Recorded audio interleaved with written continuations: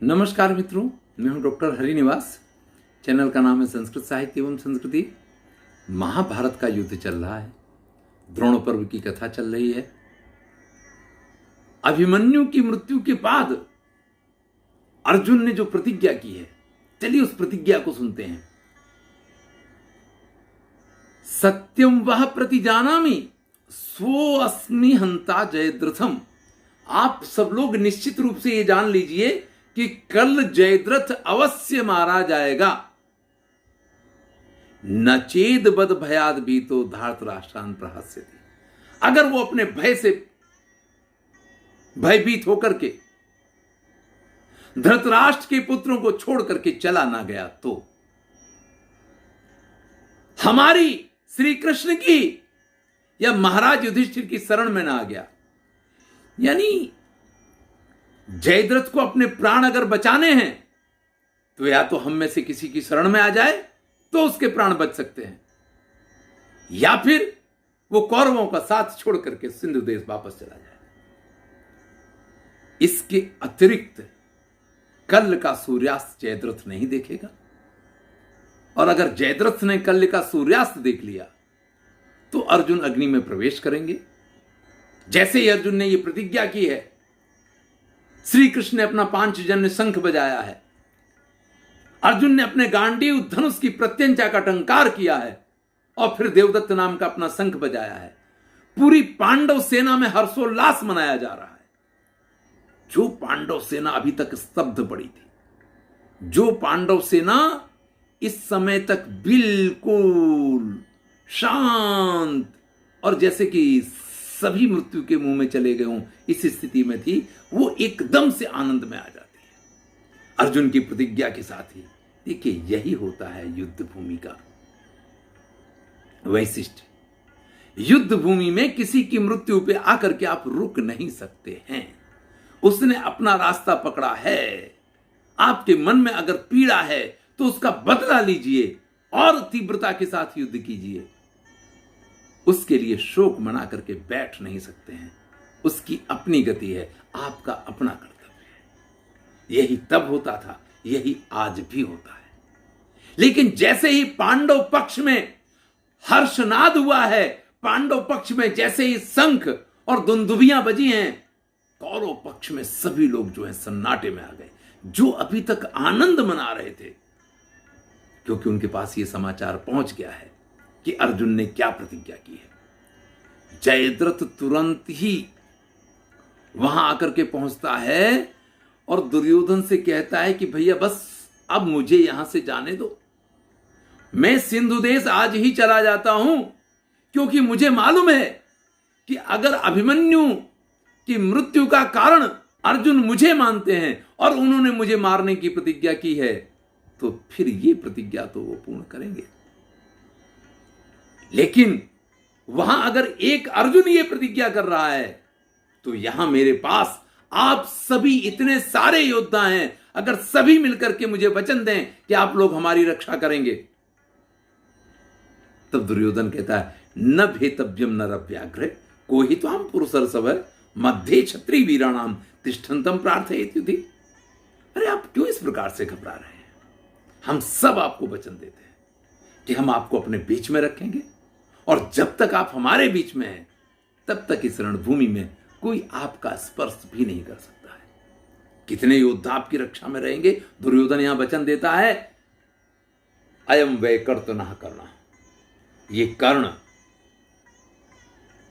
चित्रसेन, विविंशति, भूरिश्रवा, शल, शल्य, वृषसेन, पुरमित्र, जय, भोज, कंबोजराज सुदक्षिण, सत्यव्रत, महाबाहु, विकर्ण, दुर्मुख, विंद, अनुविंद, दुशासन, सुबाहु, कलिंग देश के महान योद्धा द्रोण, द्रोणपुत्र अश्वत्थामा, शकुनी।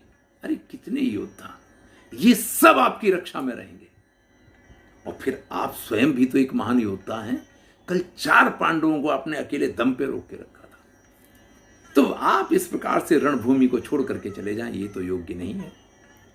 जयद्रथ को भी ये लगता है कि इस प्रकार से रणभूमि से भाग जाना ये तो बड़ी कायरता है। वो गुरु द्रोणाचार्य के पास जाता है, उनको प्रणाम करता है और उनको बताता है कि किस प्रकार से अर्जुन ने ये प्रतिज्ञा की है। तो आप और अश्वत्थामा अगर मेरी रक्षा का वचन दें तो मैं रुकने के लिए तैयार हूं। न तुते युधि संत्रासः कार्य पार्थात कथंचन। रणभूमि में अगर आप युद्ध कर रहे हैं तो मुझे अर्जुन की बिल्कुल ही चिंता नहीं है। तब गुरु द्रोणाचार्य कहते हैं कि भाई देखिए, मनुष्य का जन्म वैसे ही दुर्लभ होता है और मनुष्य होकर के क्षत्रिय का जन्म मिलना दुर्लभ है, और क्षत्रिय होने के बाद इस प्रकार से रणभूमि में संग्राम में भाग लेने का मौका मिले, ये उससे भी दुर्लभ बात है। और तुम्हें ये जो अवसर मिला है, इस अवसर का इस प्रकार से परित्याग करके कायर की भांति भाग जाओगे ना, तो इस संसार में कोई भी तुम्हारे नाम को आदर के साथ नहीं लेगा। देखिए, मृत्यु आनी होगी तो एक दिन अवश्य आएगी। यहां गुरु द्रोणाचार्य ने ऐसा कोई वचन जयद्रथ को नहीं दिया है कि मैं तुम्हारी रक्षा करूंगा। हां, इतना कहा है कि मैं कोशिश करूंगा, लेकिन मैं अर्जुन से तुम्हारी रक्षा करूंगा, ऐसा कुछ नहीं कहा है। इतना कह दिया कि कल मैं शकट व्यूह की रचना करूंगा। सारा समाचार श्री कृष्ण के पास पहुंच गया है। जयद्रथ तो यहां निश्चिंत हो गया, लेकिन जयद्रथ को बचाने के लिए पूरी कौरव सेना एकत्रित हो जाएगी। वो गुरु द्रोणाचार्य शकट व्यूह की, चक्र व्यूह की, और इसके अंदर पद्म व्यूह, उसके अंदर सूची व्यूह, जब इसका वर्णन आएगा तब इसका वर्णन करेंगे। इस सब की रचना करेंगे। तो इतना अंदर जाकर के अर्जुन किस प्रकार से जयद्रथ को मारेगा, ये कृष्ण की चिंता का विषय हो गया। दो चीजें याद रखिए जीवन में, अगर आप अपनी चिंता स्वयं करते हैं तो फिर आप जवाबदार हैं, लेकिन अगर आप अपनी चिंता ईश्वर पे छोड़ देते हैं, अपने इष्ट पे छोड़ देते हैं, और विशेष करके अगर कृष्ण पे छोड़ देते हैं, तो फिर आप ये मान के चलिए कि आपको चिंता करने की कोई जरूरत नहीं है। यहां श्री कृष्ण अर्जुन के पास जाते हैं और उनसे कहते हैं, असम मंत्र मया सार्थम अति भारो ये मुद्यता। यार, तुम्हें कुछ मुझसे पूछना तो चाहिए था। बस मन में आया और प्रतिज्ञा कर ली कि जयद्रथ को मैं मार दूंगा, और नहीं तो अग्नि में प्रवेश कर जाऊंगा। अरे, गुरु द्रोणाचार्य ने भी प्रतिज्ञा की थी ना कि मैं युधिष्ठिर को बंदी बनाऊंगा। नहीं बनाया, क्या फर्क पड़ गया?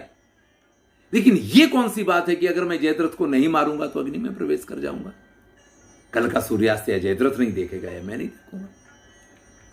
तो ना तो मुझसे पूछा, ना मुझसे किसी प्रकार की मंत्रणा की, कुछ नहीं, बस प्रतिज्ञा कर ली। और प्रतिज्ञा करने के बाद जोर जोर से शंखनाद और सब कुछ करके हर्षोल्लास व्यक्त करने की क्या जरूरत है? देखिए, चाणक्य ये कहते हैं, कूटनीति ये कहती है कि अगर आप कोई निर्णय करते हैं तो जब तक उस कार्य में सफलता ना मिल जाए तब तक आपको उस चीज को व्यक्त नहीं करना चाहिए। तुमने तो प्रतिज्ञा की और ऊपर से जोर जोर से आनंद व्यक्त कर दिया। अरे, अभिमन्यु की मृत्यु पे जहां हमारे यहां दुख और शोक का वातावरण था, वहां आनंद का वातावरण कैसे आया?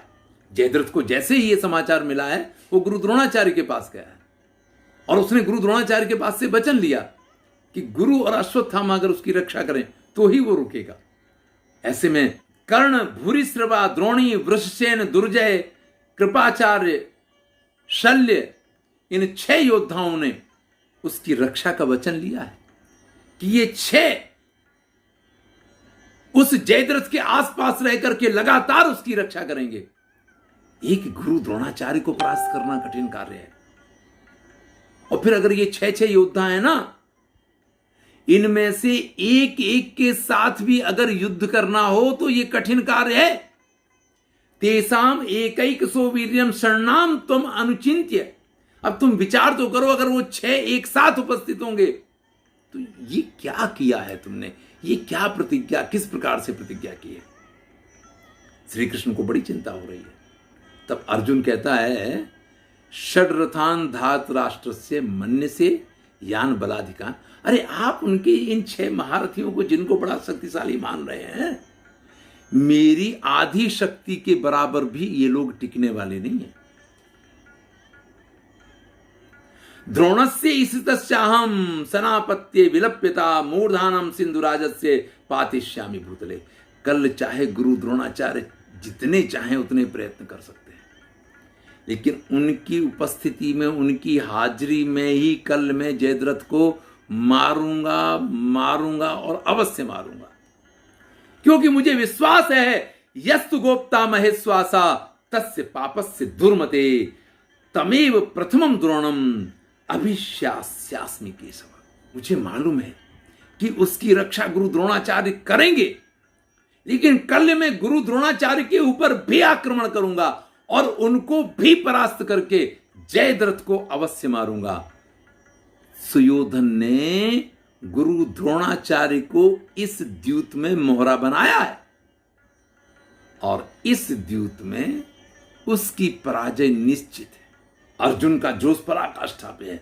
वो कहते हैं काव्यादान तर्पयिष्यामि, जिनको मांस खाना है कल उन सबको मैं भोजन करवाऊंगा।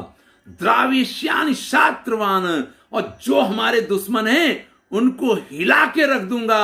सुहृदो नंदेश्यामि, कल मेरे मित्रों को मैं परम आनंद प्रदान करूंगा।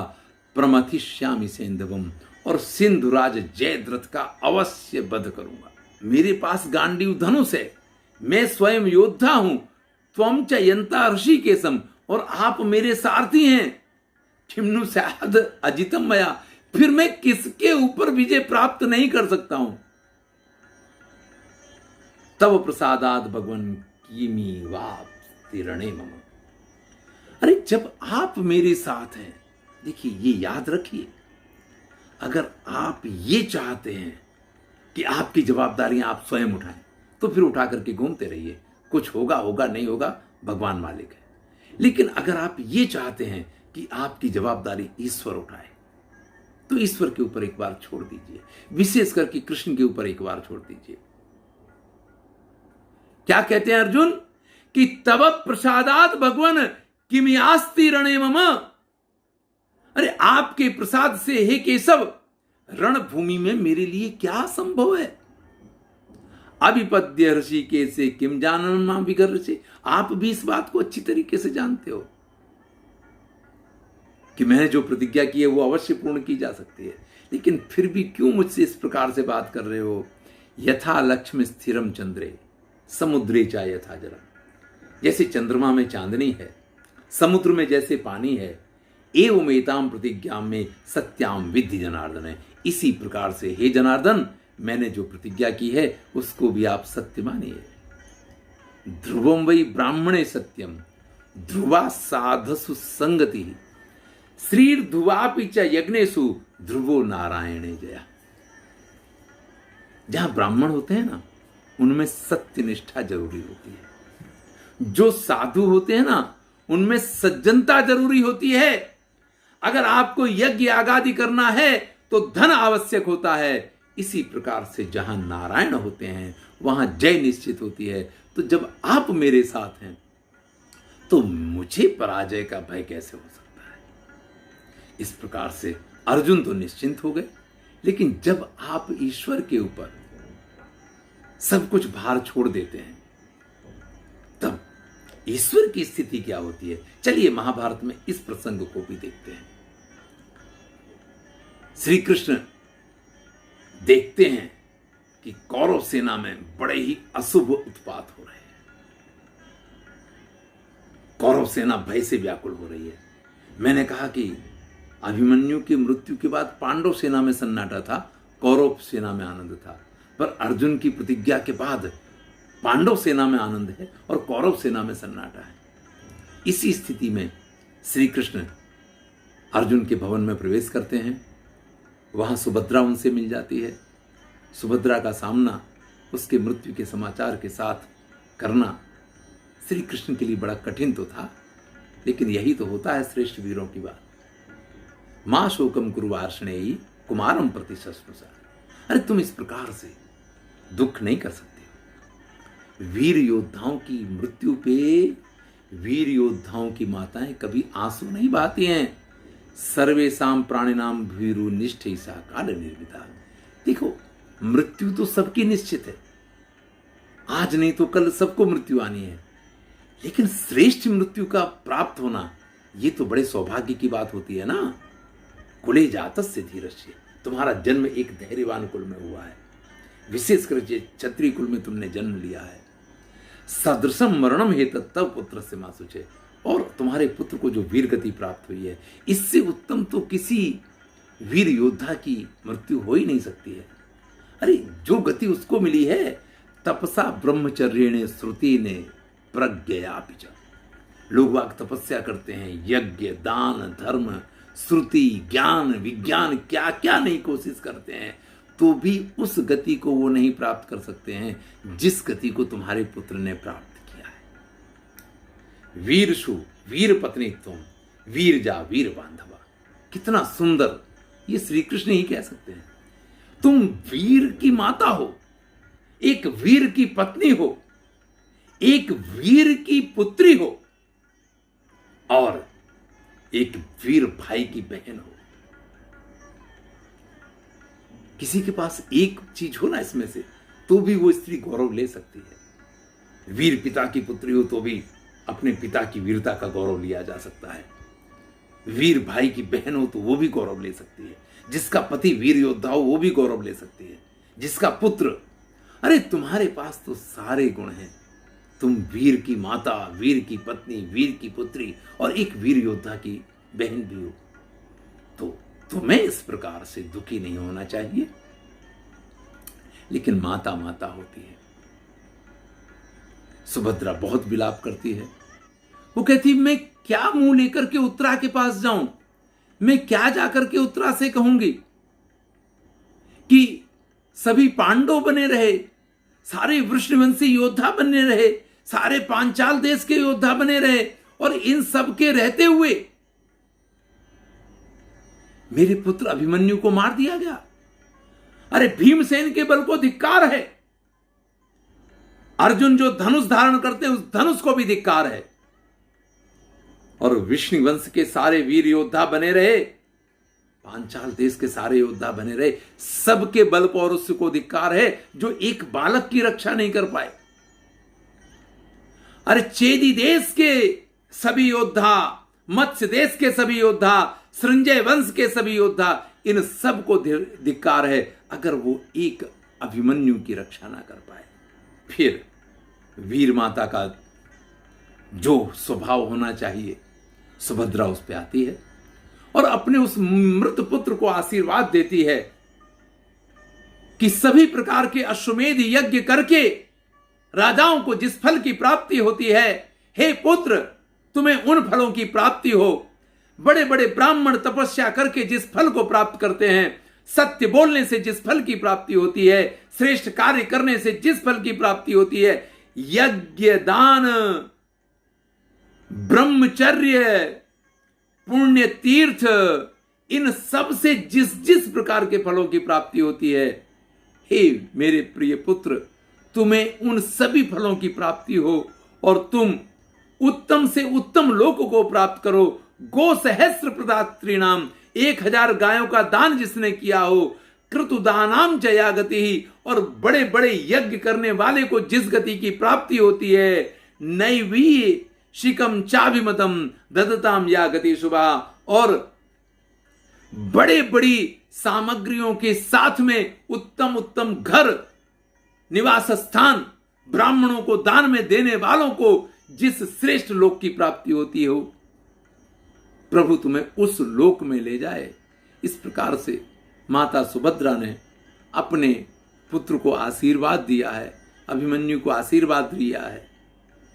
फिर से श्री कृष्ण ने सुभद्रा को आश्वस्त करते हुए कहा है, सुभद्रे मां सुचाह पुत्रम पांचाल्या श्वासयोत्तराम गतो अभिमन्युम प्रथिताम गतिम क्षत्रिय पुंगवः। तुम्हें स्वयं मन को शांत करना चाहिए और तुम्हें मत्स्य देश की राजकुमारी उस उत्तरा को, अभिमन्यु की उस पत्नी को आश्वस्त करना चाहिए कि अभिमन्यु ने उन उत्तम लोकों को प्राप्त किया है जो बड़े बड़े श्रेष्ठ संत, राजर्षि और श्रेष्ठ योद्धा जिस स्थान को प्राप्त करते हैं। इससे आगे की कथा अगले वीडियो में सुनेंगे। मैं हूं डॉक्टर हरिनिवास और चैनल का नाम है संस्कृत साहित्य एवं संस्कृति।